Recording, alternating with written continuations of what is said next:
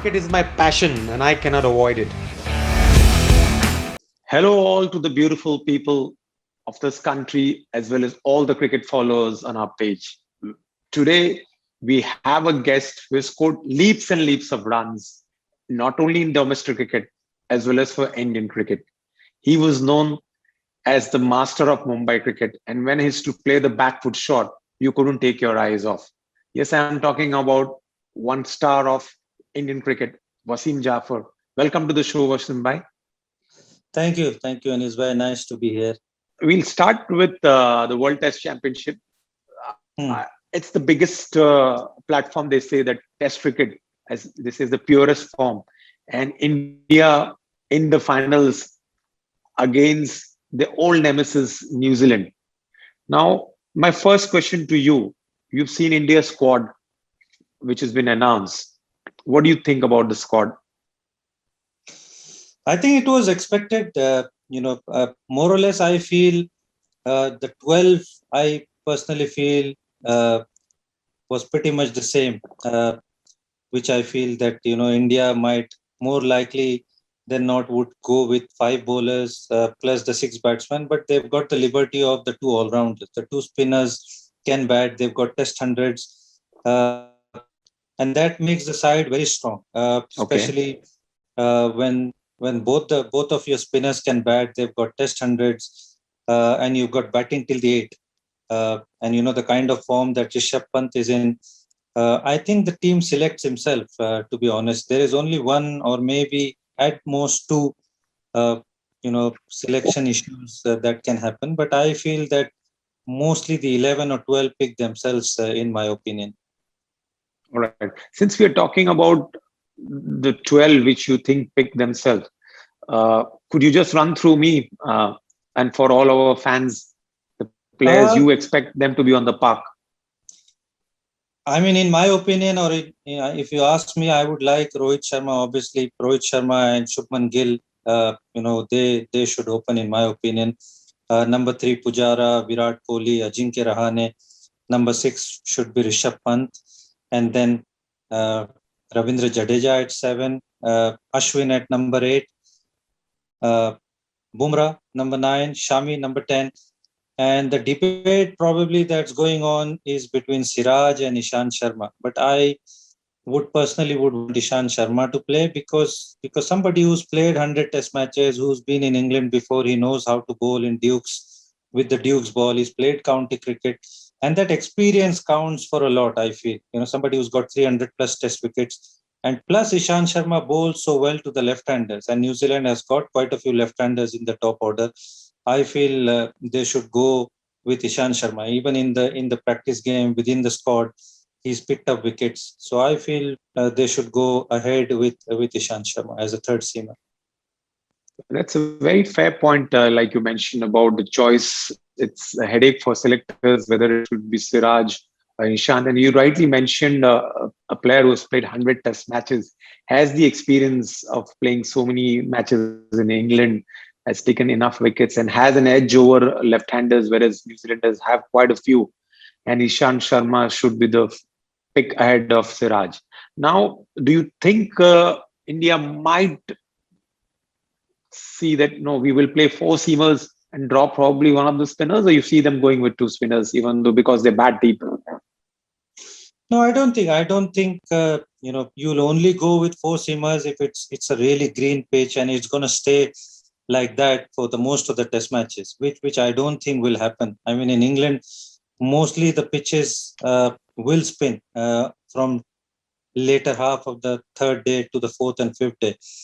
And both of your spinners, somebody like Ashwin who's got 400 plus wickets, Jadeja who's got more than 200 wickets, and they are so accurate. Uh, you don't want to, tempt yourself to, drop any of them.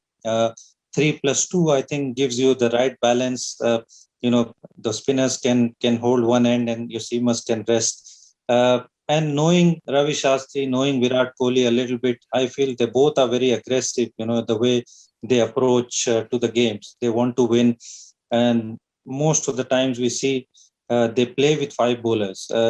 and like I said, you've got that liberty that two of your main spinners can bat. So there's not a problem that your tail becomes a big if you play five bowlers. So that's not an issue. So I feel 3+2 looks a very sensible option for me. Fair point. Now, because New Zealand has been there in England and has already played two test matches, does that give them a slight edge ahead of India, who's just come there and just had some practice matches between themselves? I think so. It will give them the edge because they have played the real game. They played Test cricket. No matter how much you practice or play within the squad, that intensity probably is never going to be there. When you play a Test match, that intensity is totally different. So that gives them a little bit of edge. But saying that, but they've also tested their bench strength. So after the first Test match, which was a draw in Lords, they have benched Saudi, they have benched Jamieson, they benched the other guys. Williamson didn't play up for an injury. So they've also tested their squad a bit. So, but saying that, I feel that New Zealand have a little bit of edge, but, India will be very prepared. I mean, come the day one of the test, they're all seasoned campaigner. Everybody has played in England before. So I think it's going to be a cracking contest. If you had to mark few New Zealand batsmen, whom would you be wary about in the batting? And then I'll come to the bowling. I think I was really impressed with the way Devon Conway has played. I think he was really fantastic the way he played it. First time he's been to England. I'm sure he might have played some league cricket or some other cricket, but the way he played in Lord's Test match and the Edgbaston in the second one, I was really impressed with his technique, with his temperament, and with his discipline. The way he's constructed his innings. So I was really impressed. So he's going to be definitely one of them that India need to dislodge early. Williamson, you can't look beyond Williamson and Ross Taylor. They've got heaps and heaps of experience, quality players. But I think there is not much, to be honest. I mean, other than these guys, obviously Tom Latham is another one. He's also a very solid player. But I think these three guys, Ross Taylor, Williamson, and Devon Conway, I feel those are the very important guys in the batting line. And when we come to the bowling, I think bowling, Trent Bolt, Tim Southee, and Jamieson. I think those are the three guys I feel are more likely to play. Neil Wagner might play because he's one of those guys who does the hard work for them. He's once I think he bowls first and second spell. He's mainly the guy who will come in and bowl short balls. He'll bowl bouncer and he'll have that field placing where he'll tempt you with quite a few short balls. So he does the dirty work for them most of the times, and he's been quite successful with that. So it is going to be a little interesting to see whether they go with three fast bowlers plus Wagner, or they go with Ejaz Patel as well as a main spinner. So it's going to be interesting to see, what kind of attack they employ. But I think Trent Boult and Southee looks very sure to play, and they are a very seasoned campaigners, somebody who's played again a lot of times in England. They played against a lot of Indian players. Last time India played in New Zealand, they beat them 2-0. And they were the guys who did most of the damage. Jamieson was another guy who debuted in that series and did really well. So I feel those are the threats probably are for the Indian batting line. Very rightly said, Wasim. Now, playing in England and playing in India is totally different conditions. You have played in England and you've been successful. What advice you would like to give youngsters like Shubman Gill or the players you want to be safeguarding themselves against the moving ball or the Duke's ball? I think, like I said, the way Devon Conway has played, the kind of discipline that he showed and constructing an innings, leaving a lot of balls outside the off stump, especially in the early part of your innings, especially in the first session. I think that is going to be very, very vital because scoring runs is never going to be a problem to Shubman Gill or for Rohit Sharma or even Virat Kohli. They can always accelerate. But I think in England, for you to succeed or to play really well, you need to have that self-discipline at the start of your innings. When you start to build your innings, you need to leave a lot of balls, that fifth and sixth stump balls. You need to be very sure of your off stump, and you need to play, late. Uh, in England, the pitches are not going to scare you with the bounce, and there are not going to be a lot of bouncers ball because the pitch is not going to be like Australia or maybe South Africa. So the lot of the threat would be the lateral movement. So those are the things that you need to worry, and you need to have that self discipline of leaving a lot of balls outside off stump. And once you do that, once you play out that first hour or maybe 1 hour and a half, then I think you're pretty much sure that you are in. You got a hang of the conditions. So then you can obviously expand your the area of shots. And the other thing is, like you said, the Duke's ball. The Duke's ball never stops swinging.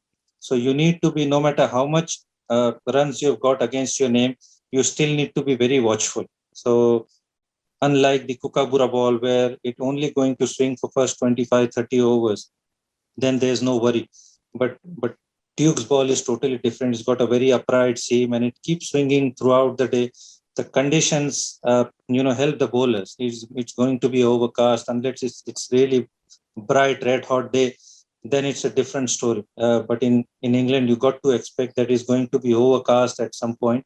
So those are the things actually that the batsman needs to be aware of, and that's why I feel that Devon Conway has given us a template of how you need to bat or how you need to construct an innings. So the Shubman Gills or Rohit Sharma, Rohit, even though he's played in England before, but he's played as a middle order. He's never opened the innings in England.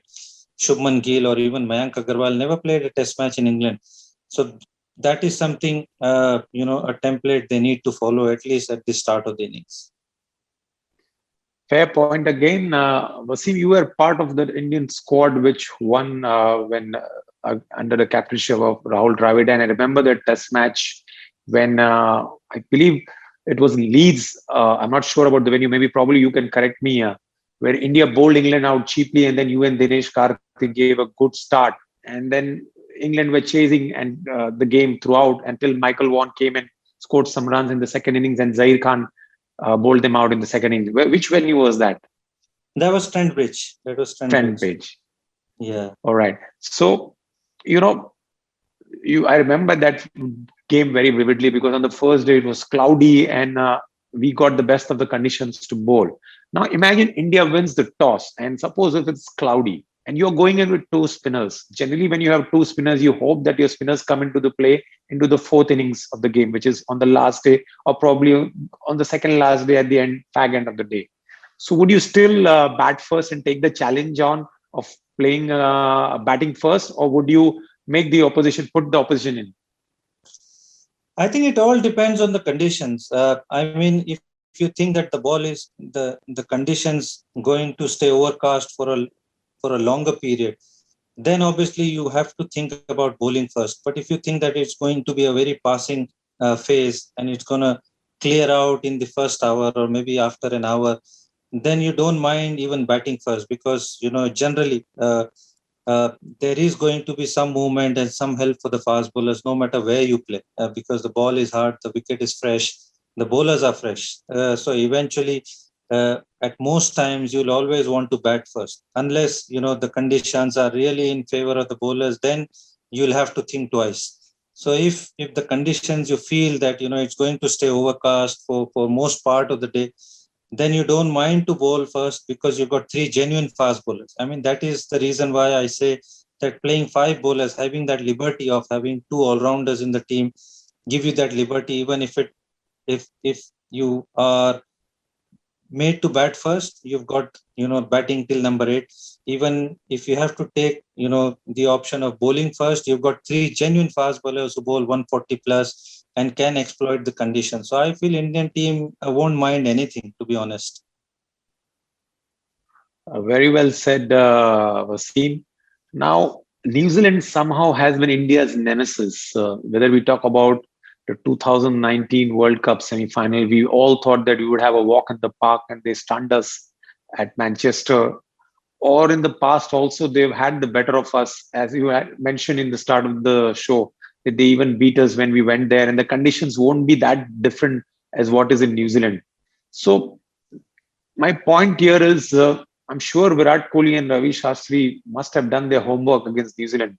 But going into this test match, if you had to pick one winner, upright winner, would it be India or New Zealand?